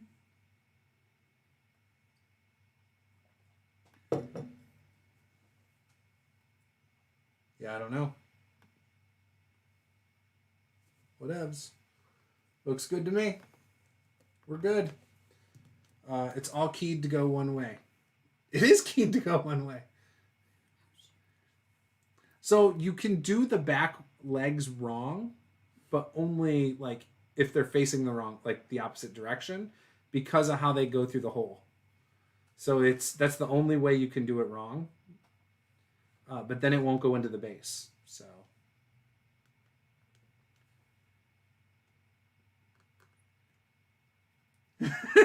it's all keyed to go one way. Also, Juice, are the wings on correctly? So Paula has been known to shove things into things the wrong way before. Exhibit A, the Target bookshelf. You know what? Where every single piece was on in the wrong place. And it was only a 7 or 8 piece build. I've never seen somebody build something like that before. Like, at all. Like, Paula's red right now. That's how good it is. I just discovered something puzzling in the spell list. It's regarding Bestow Curse. Yeah, I don't know anything about Bestow Curse in D&D. I mean, neither do I. Okay. Animal companions and familiars. Okay. I don't know what the difference is.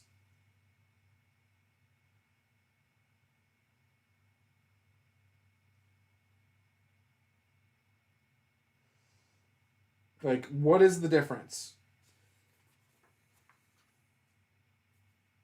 Okay, here we go. Familiars. Mystically bonded creatures tied to your magic. Most familiars were... That's the difference. Okay, so Bestow Curse is you touch a creature, and that creature must succeed on a wisdom saving throw or become cursed for the duration of the spell. When you cast the spell, choose the nature of the curse from the following options. 1. Choose one ability score. While cursed, the target has disadvantage on ability checks and saving throws made with that ability score. Roll stats. First of all. I only destroyed it because the hardware for the chair didn't come with it. So that's how we got the chair in the first place, because it didn't have hardware. So then Paula got screws that were for wood. They were wood screws. And I said, wood screws won't work. So I went to the store and got the size. However, they don't sell them. So we had to get metric, right? I don't know. We had to get the American version, which is not the exact as the whatever European uses. I don't know what the difference is. Anyways. 2. Well, curse. Nobody cares about curse. We're fixing something. And attack rolls against you. So if I had the correct stuff roll stats, it probably wouldn't have broke. 3. We didn't have the right stuff. While cursed, the target must make a wisdom saving throw at the start of each of its turns. But I got most of the chair together. It's If just it everything fails, was wobbly and loose. So, you know. It wastes its action at turn doing nothing. 4. While the target is cursed, your attacks and spells deal an extra 1d8 necrotic damage to the target. A remove curse spell ends this effect. At the DM's option, you may choose an alternative effect, but it should be no more powerful. Okay, stop. So, no. You're reading stuff that doesn't help him. So this is what he said. He said it's concentration, but then later says it does 1d8 necrotic damage on top of your attacks. So, yes, you can cast spells. Oh, while in concentration. Yeah, after a concentration spell. You just can't cast another concentration spell. Right, because that cancels it out. But he's confused because he's... Obviously, this spell is probably a spell level. And a lot of his other spells are probably spell levels. So you can't do that on the same turn unless you have an ability that allows you to. So, if you cast this spell on round 1, and then round 2 cast your necrotic spell or whatever... You then add another d8 on top of it, as long as you're maintaining concentration on the other. Yeah. So you're fine. Yeah, that's you're all set, dude. You can do that. Yeah, you just can't... You could do a cantrip as well as that in the same round, though, as long as they're not both regular actions. If you had, like, a cantrip that was, like, a bonus action or a reaction. Is the spell he's talking about a bonus action? Because that might be the case, and then he could do, like, Eldritch Knight or Eldritch Blast or something with it. Let's see. Or something else. I don't know. Whatever. I don't know. I'm distracted. Alright, Familiar has 5 hit points. It is not. It is 1 action. Concentration. Up to 1 minute. It is a touch spell. Bard, Cleric, Wizard. Oh, you're Familiar? Okay. The Bestow Curse says it requires concentration. Yeah. You can still cast a spell afterward.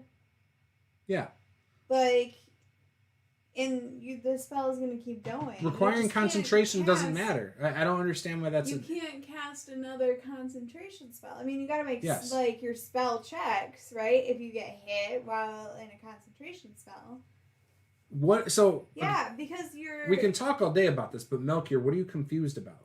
Like, what is the confusion there? Round 1, you cast Bestow Curse... As a regular action? As a regular action, right? Then you get that going for 10 actions, right? And then so even if next round, just hit something with your sword, and then you add 1d8 necrotic damage to it as well. You cast the you're good. spell that you cast whatever other spell you want that you can add the necrotic forever damage the duration to or whatever. Yeah, But my understanding is that concentration has to be dropped if you... No, that's not true. You can hold concentration forever. The only thing that makes you drop... You can't cast another concentration spell. Yes, that's one... Without canceling that one. So you can cast it, like 5 rounds later, if you're like, oh, screw this Bestow Curse, you can... Yeah, but you're muddying it. So yes, you can cast spells all day long while holding concentration. That's a non-issue. One aspect, like Paula was saying, is you can't cast another concentration. But the only other thing that stops you is if you're hit. If you get hit while holding concentration, you have to make a Constitution save that's based on that as well. So that's the only issue with concentration. So that's why when you're building your spells, like, you have to be really careful. You don't want to take all concentration spells for your higher level spells because you're not going to be able to cast those back to back without just getting rid of the next one. So you have to kind of mix it up and pay attention when you're picking spells so that you're not picking a ton of concentration spells. Yeah, I mean, there's not a ton anyways.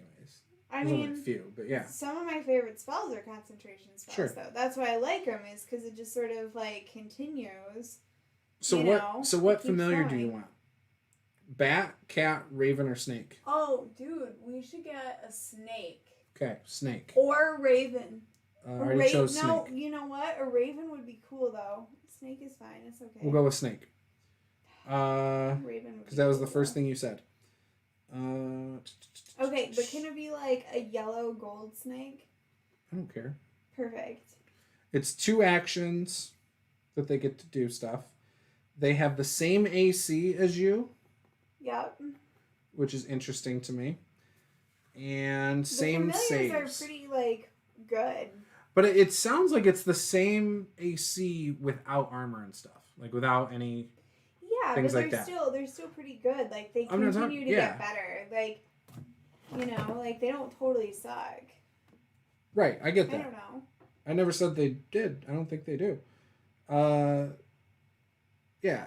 Save modifiers and AC are equal to yours before applying circumstance or status bonuses or penalties. Yeah. So does that mean it counts your armor? Like if you're wearing armor or a ring of protection? No, that would be a status. No, that's not going to work. I'm going to have to... See? So what do we get? This is more reason I got to read more for this. Nothing. No, you don't really even have to read a lot. Like... Nothing. You don't get anything special. I literally, before our Pathfinder 2E game, Googled Pathfinder familiars while you guys were, like, talking. Yeah, but you guys didn't do it right in the game. Read for, like, 2 minutes. Because you have to command it to do its thing as one of your actions, and you guys didn't do that. Oh, okay. Like, he gave you a whole extra action in that turn, and I think he was giving you leeway. Or he just didn't notice it.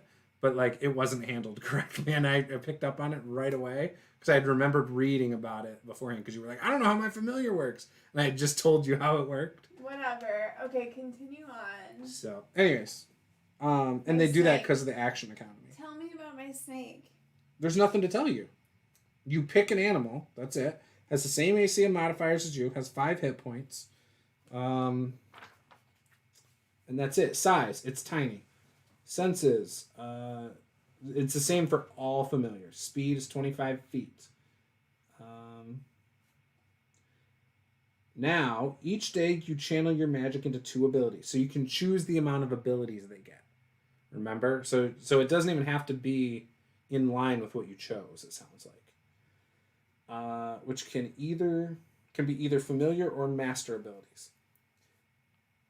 If your familiar is an animal that naturally has one of these abilities, for instance, an owl has a fly speed, I guess you must select that ability. Your familiar can't be an animal that naturally has more familiar abilities than your daily maximum familiar abilities. So there's amphibious, burrower. Wait. Okay. Yeah. Amphibious, burrower, climber, damage avoidance, dark vision, fast movement. What? Why is everything indexed or indented except for amphibious? Is that a typo on their part? That bothers me. They did the same thing under master abilities. Cantrip connection is not indented, but everything else is indented. I don't understand the purpose of the indentation. So it's only casting another concentration spell, which automatically ends concentration on a current spell. That's useful to know. I've been misunderstanding how concentration works. Yep, that's it. And then the only other simple rule to remember is you can't cast 2 spell slot levels in the same round unless you have an ability that lets you do that, which I think there's only like 1 or 2 things in the game that let you do that. So that's like the good rule of thumb. So you could do a level spell mixed with a cantrip in the same round as long as one's a bonus action and one's a regular action. So like a common one you'll see is like a cleric doing, what is it? That flaming cantrip. Because it's not actually fire either. It's radiant damage. Sacred Flame. Yeah. So Sacred Flame, you'll see them do that with like... Sunblade. You'll see them do that with like Shield or Healing Word. You'll see that combo done. Healing Word's a good one for a... Yeah, as a bonus action. Yeah. So that's a common thing you'll see. But yeah. All right. So So I get to choose 2.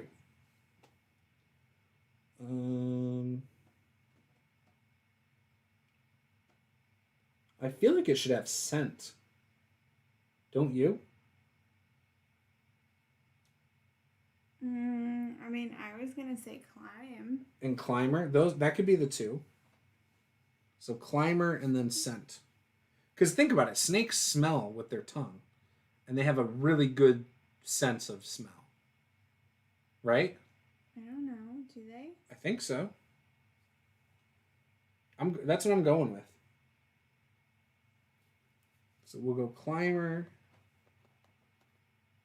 and scent.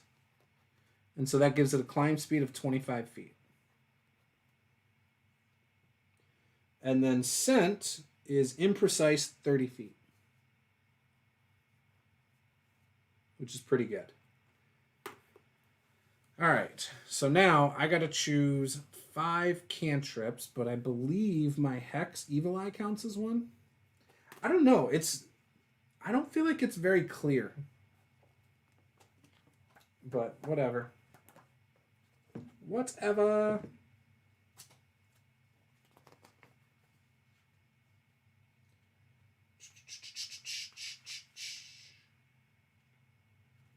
Okay, if you are a prepared caster, you have a number of cantrip spell slots that you use to prepare your cantrips. You can't prepare a cantrip in any other slot. Cantrip is always automatically heightened to half your level, rounded up. For a typical spellcaster, this means its level is equal to the highest level of the spell slot you have. Okay. Cool. Other spell traits. And it has to be from occult. The occult. Yep.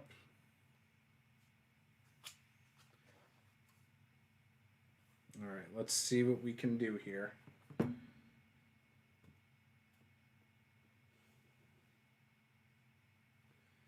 All right.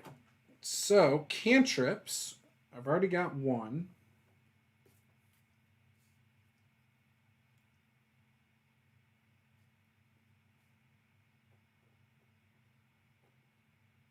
I guess that's a hex, though, not a cantrip.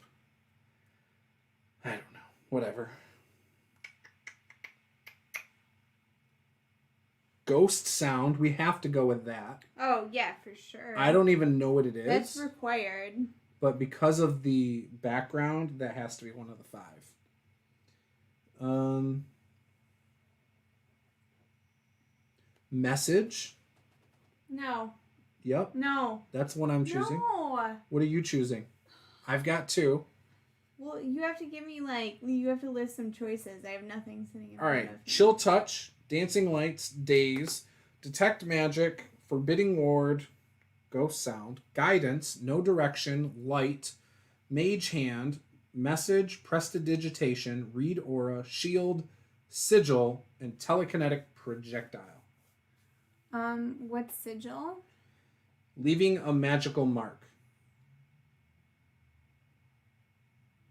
Okay, what's telekinetic projectile? Fling an object at a creature. So I'm assuming I could go with the cup. Yeah, So, let's do that. all right, so there's 1. So that's 3. And then probably should probably do Chill Touch. Okay, and then I'm going to choose the last.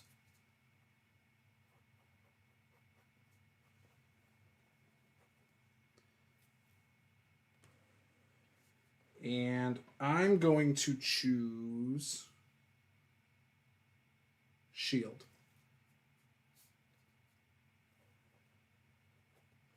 All right, so now, first level spells, we only get 2. So you can choose one, I can choose one. Alarm, Bane. You'll never play this character, so it doesn't matter. Alarm, Bane, Bless, Charm, Color Spray, Command, Detect Alignment, Fear, Floating Disc, Grim Tendrils, Illusory Disguise, Illusory Object, Item Facade, Lock, Mage Armor, Magic Aura, Magic Missile, Magic Weapon, Mending, Mind Link, Phantom Pain, Protection, We already have Ray of Enfeeblement, Sanctuary, Sleep, Soothe, Spirit Link, Summon Fae, True Strike, Unseen Servant, and Ventriloquism. What you got, Paula? What's the tentacle? The tentacle one is... What's that one? Grim Tendrils, is that one? Yeah. Creatures in a line take negative damage and bleed. Yes. All right, so we'll just go with that because I think the Ray of Enfeeblement will count as my other one. So that was Grim Tendrils. Sounds great. And I don't think I'm going to be able to take Shield because I forgot that Hex cantrip thing. I think that's different. So there we go. All right. We agree it's done now? Okay, it can be done now. Okay. I mean, like, we didn't buy any equipment, but, like, I'll call it. Yeah, but equipment, it's going to be buying the kit for the witch and, you know, which is fine. I can easily go do that right now. I think you only get 30 gold at first level.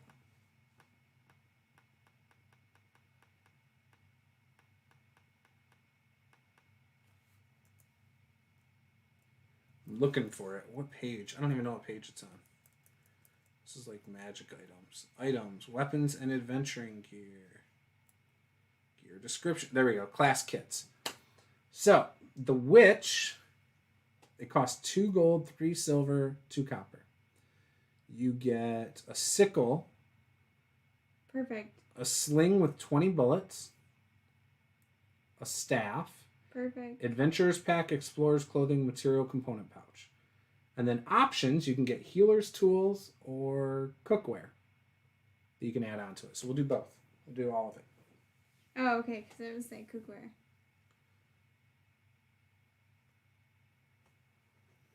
Fun fact, I bought some toy gold coins online just so I could have a bag of gold as a prop in game. I actually think that's pretty cool.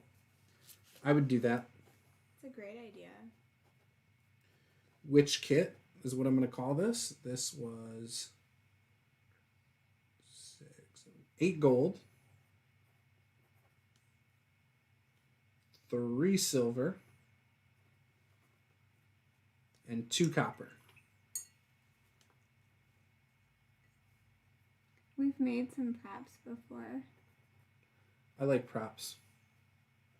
For games. I don't like dressing up though. I'm a little uncomfortable about dressing up. Like Really? when people dress up. Oh. Yeah, I just think it's a little over the top sometimes for what I'm into. So I should not wear a cool hat for tomorrow night's game. You can do whatever you want. So it's we've done, like, more when it's in person. some props and stuff. Well, those are things you've made.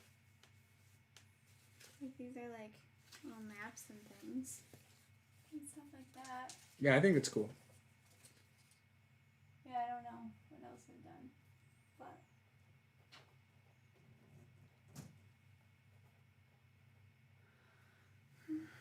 but okay. So a sickle is one of the Looking weapons. A little bit better. Sling with 20 bullets. And then a staff. So one of the cool things about that Pathfinder game is you get this undead like elf with a scythe, which is awesome. Yeah. It's she's an inquisitor, which is really cool. I mean, I don't use her. I don't use her in my party, but she's still a pretty cool character. I think she's evil though. Adventurer's Pack, Explorer's Clothing. Well, maybe she'll get to, open the door, or like whatever that free the angel statue. What? Remember in that game, you made it so that like we got attacked because I was like not a good character or whatever. Oh, Blackrock game? Yeah. Yeah, I'm very confused though. What's that have to do with the Pathfinder game? You said that she was an evil character. And I was like, oh, she's in that situation. Oh, yeah. She's got it. Sorry. I was just very confused. Yeah, no, she's cool, though. Like, she's actually a really cool character. Chance says, goth girls have a special place in my heart, too, Juice. Is she? Yeah, she is a girl, I think, in there. Yeah. I just think it's I just like darker characters. Like, I've always liked bad guys in movies and stuff. And Now, there's a character in that game that within the first sentence he speaks, he's evil, but he's annoying as hell. Like, there's nothing interesting about him. He's just annoying. Like, I can't wait to kill him in the game. Because you're going to kill him at some point. He's your rival when you set out in the first, after your first, intro mission, you're split up into two groups based on choices you make in the first mission. And so you get certain people in your party, and then the other half go with him. And you're considered rivals. So. But yeah, he's annoying as hell. I feel like it would make sense, because this is an elf, maybe get a elven weapon, like a rapier or something. Is that considered a simple weapon? Well, I'm about to look up elves real quick. Yeah, did we even do anything with our, ancestry? Yeah, we got our hit points from it, but we didn't get to choose a feat because we chose Dusk Walker and went with a Dusk Walker feat instead of an elf feat. Oh, okay.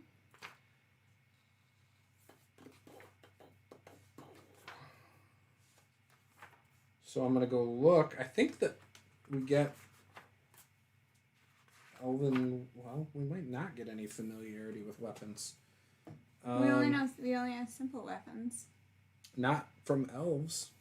You get that from being a witch. I know. And... yeah. Interesting. Yeah, that's true. In order to get the weapons, you have to take the Elven Lore or Elven Weapon Familiarity feat. Yeah, no, that's fine. That's I'm right. good with that. I forgot about that. So that would be something I would take pretty quickly if I could. And then I would try to get a rapier or... Why? You don't need it. What do you mean you don't need it? What do you need a rapier for? Because you're an elf. It just makes sense. No, you got a staff. You're a witch. That's useless. It's not useless. I know, There's but there's spells not... that you can use to buff your weapons. Yeah, but you already have weapons. That's a waste of a feat. No, it's not. If something's within... So in Pathfinder 1st edition, if you cast a spell and something's right next to you, it used to get an opportunity attack. Even so if that's the case... Chill Touch, which is that? It didn't matter in 1st edition. I don't know. No, Let me look real quick. That's why I took Chill Touch, is because I thought, well, that'll be perfect. Then you have... Oh, well, it's a touch spell, too, so I don't know. Yeah, that's what I... But I don't know. That's why I took it, because you suck at, hitting things, so you use a spell instead. Our dex is good, though. Our dex is a 16, so we don't suck at hitting anything. Okay, well, I'm just saying, Hang on, let me look. I'm going to look up spellcasting and learn a new rule. But I would assume... I mean, obviously in this, not everybody gets an attack of opportunity, though. You know what I mean? So that's the other thing that's kind of different. But let's find out. I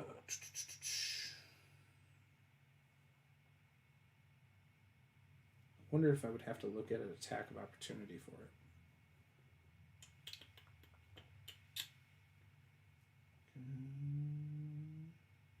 You cast a spell you've prepared, repertoire in those. Some spells are cast as a reaction or free action. Long casting time. Some spells take minutes or hours to cast. Your spell is disrupted. Components, material, semantic, focus, verbal. Ranges, areas, targets, touch range. A spell with a range of touch requires you to physically touch the target. Use your unarmed reach to determine whether you can touch the creature. You can usually touch the target automatically, though the spell might specify that the target can attempt a saving throw, or that you must attempt a spell attack roll. If Ability increases the range of the touch spell. Start at 0 feet and increase from there.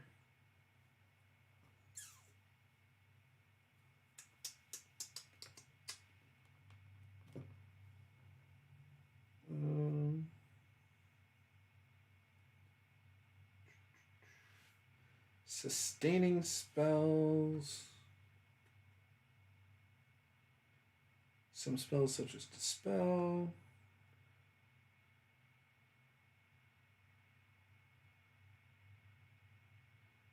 Sometimes spell effects prevent a target from using hostile actions. No. Setting triggers. Okay, there's nothing there. I guess I gotta look at an attack of opportunity somewhere.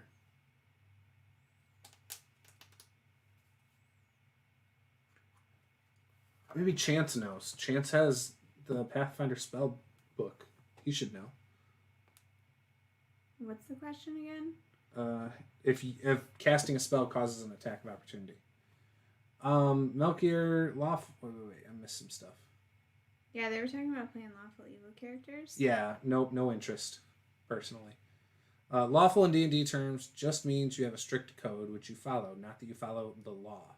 That's one of the most important things to understand. Well, it depends. It goes both ways. It either is a code or it is a specific set of laws, like if it's your homeland or something. So it's not just a code. It's ambiguous. It's left pretty wide open. But some people view it as the actual law of the land. It took me a while to figure that out. But again, like I've always argued what you're saying is that it just means you have a strict code of what's right and wrong. And evil in D&D is more like motivated by something which others might think of as evil, rather than always doing evil things. Yeah, I don't know. That one's always hard for me, because I notice when people want to play evil, it's because they want to just go and kill everything without consequence, like without a consequence to their morality of their character. I would sort of agree with what he's saying, though, because that's why it's like, oh, if you're neutral evil, like, that could just be an excessively selfish character. You know, you're not necessarily an evil person, but you're not necessarily out for everybody else's, benefit. Like, you're there for yourself. Yeah. Personally, I hate alignment, and I honestly just want to get rid of it. I agree. I sense that from Tabletop RPGs in general. It shouldn't provoke an attack of opportunity. Shouldn't is different than if it does or doesn't, though. I guess you could say that evil in D&D equates to selfish motives and good equates to unselfish motives, while neutral means somewhere between the two. Yeah, but I don't think that that's necessarily true. Like, I wouldn't say good is unselfish, because you can be just as selfish but in the minds of doing things for good, because it's still justifying your own stance. So that could still be selfish, like selfish reasons to be good. Like it makes you feel good to save the world. Like, I don't know. So I don't know if I agree with your evil and good statements, but that's just me. All right. Yeah, I don't know. I feel like I should just look up attack of opportunity. Targets, range and reach. Line of effect, burst, line of sight. Brrr. You should probably wrap up here. Whenever you're done painting, just tell me. Whenever you're done painting, we can wrap up. Okay. It's talking about actions, reactions. Reactions have triggers, which must be met for you to use the reaction. You can use a reaction anytime its trigger is met, whether it's your turn or not. In an encounter, you get one reaction each round, which you can use as described on page 468. Outside of encounters, your use of reactions is more flexible and up to the GM. Reactions are usually triggered by other creatures. Okay, so 468. Disrupting actions. Various abilities and conditions, such as an attack of opportunity, can disrupt an action. When an action is disrupted, you still use the actions or reactions you committed, and you still expend any cost, but the action's effects don't occur. In case of an activity, you usually lose all actions spent for the activity up through the end of that turn. For instance, if you began a cast a spell activity requiring 3 actions, and the first action was disrupted, you lose all 3 actions that you committed to that activity. The GM decides what effects a disruption causes beyond simply negating the effects that would have occurred from the disrupted action. For instance, a leap disrupted midway wouldn't transport you back to the start of your jump. Right. Okay. I didn't say anything, but okay. How do you know if something is disrupted? Yes. So a reaction would disrupt it. So counterspell would be an example. Oh, okay. Right? That's one thing. Or a shield spell. Or I don't know. There's probably others. Okay, it's 467. 468. Encounter mode. Start your turn, end your turn, act, basic actions.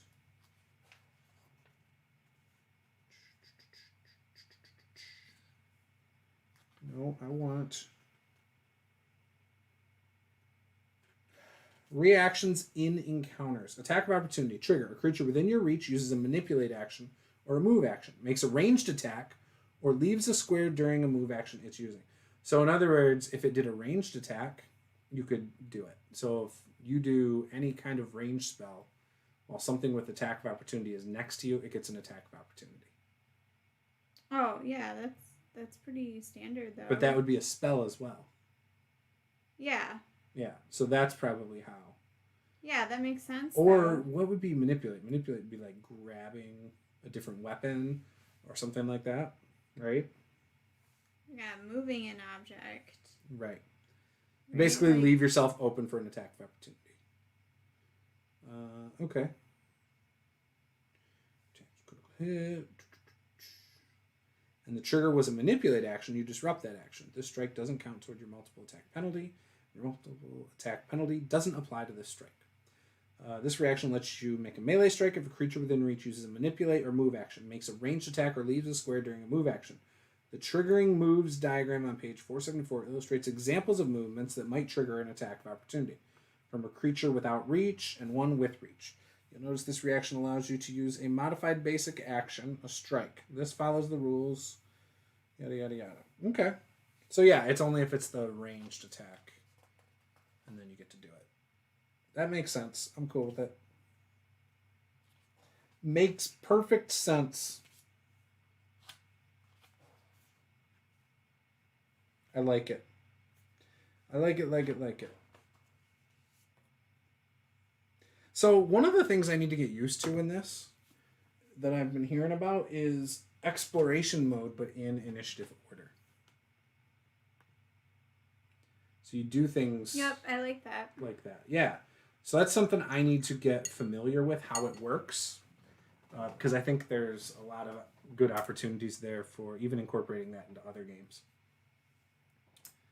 Hold on, I'm going to be ready. I'm going to be done here in like 2 seconds, just so you know. Roll Stats says makes 0 sense. What makes 0 sense, Roll Stats?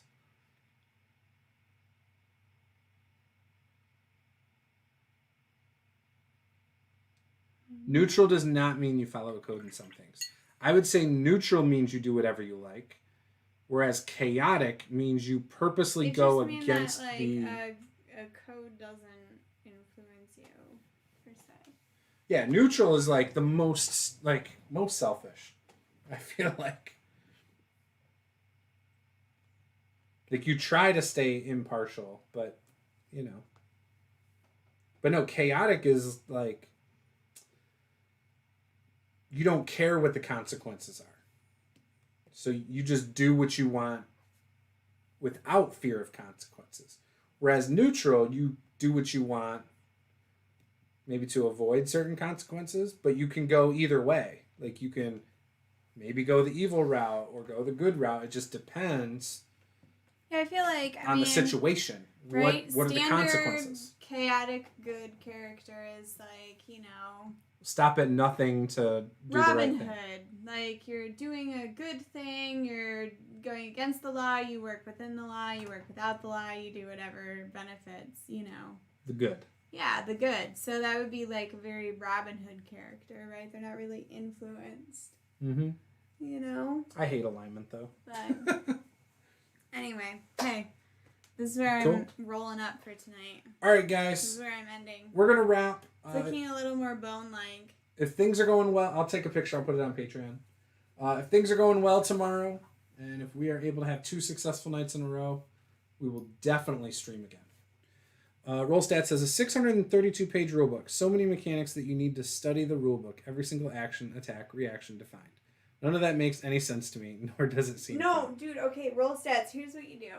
You make a character, you show up on game day, and just know your own things. You just role play through the character you've decided you're gonna create. Like, you don't have to run the game, you don't have to know all the rules, like, you just show up. There's no negative modifiers, really.